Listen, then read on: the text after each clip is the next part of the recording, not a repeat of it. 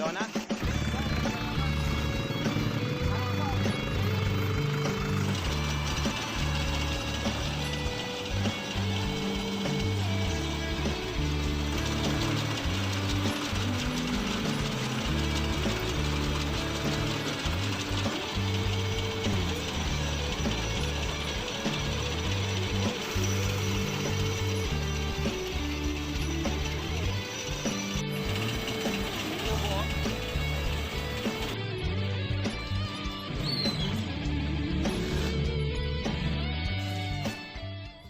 So ito na nga yun guys, hinakot natin muna yung mga palay na nakatambak dito sa may garahe. Yan, ihahakutin ko yan tapos dadaling ko siya dun sa may rooftop para ibilad natin mamaya kasi naalaman ko guys na hindi pala basta-basta lang ginigiling ang palay. Dapat pala pinatutuyo muna siya ng sapat, pinatutuyo mo na ng tamang-tama.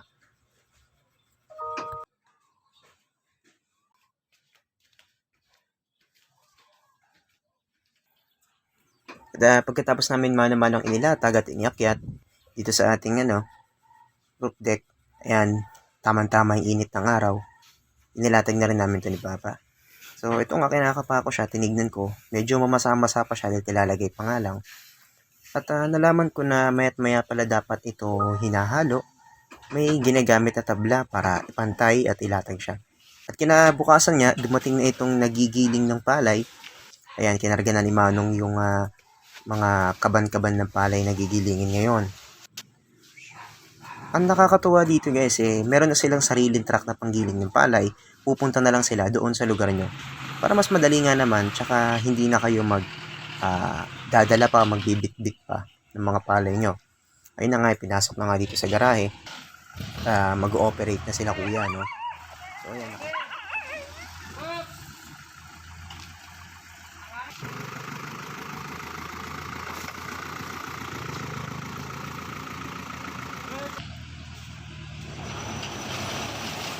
At isa pa nga pala guys, no? Naglatag sila ng malaking panlatag dito sa likod para ipansalo dun sa mga ipa na lalabas mula dun sa gilingan. Ayun, nakikita niyo yung mga lumalabas na yan. Diba? At hindi na nagtagal, ito na yung mga bigas mula dun sa palay na yun.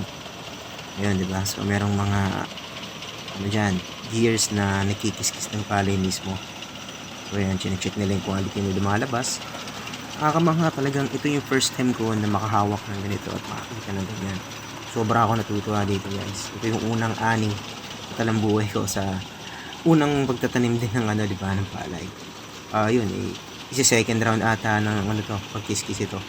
So, paikot-ikot lang siya hanggang sa makuha nila yung magandang klase na, malinis na giling ng palay na. Sobrang nakakamangha siya panoorin, nakakasatisfy. Ayun, paulit-ulit ko siya inahawakan. So, sobrang nakakasatisfy ito guys. Ito yung first time makita ko magiling yung palay. O dito ba sa kabila, ito yung binlead na tinatawag nila. Ando siya sa may, ayun, pulang balde. So, ito na nga yun, sa paulit-ulit na pag-cycle nila, nakikita mo yung nagbabago na yung quality ng bigas. Mas malinis na siya kumpara sa unang salang.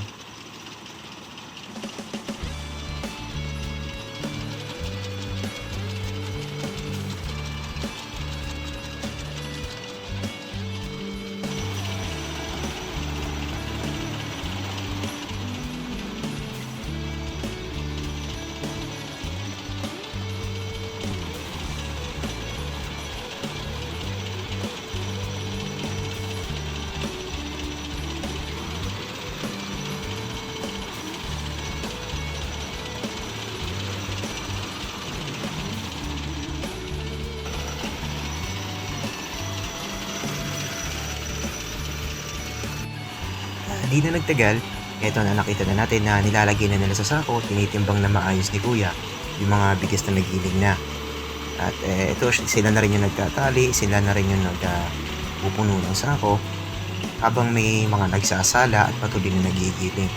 At siya nga pala guys, meron palang tinatawag dito na darak. Nakita ko yung para siyang arena. So ayun nga, iipunin ko siya mamaya at gagawin ko siya na patoka dun, ihahalo ko siya dun sa patoka ng mga manok ko.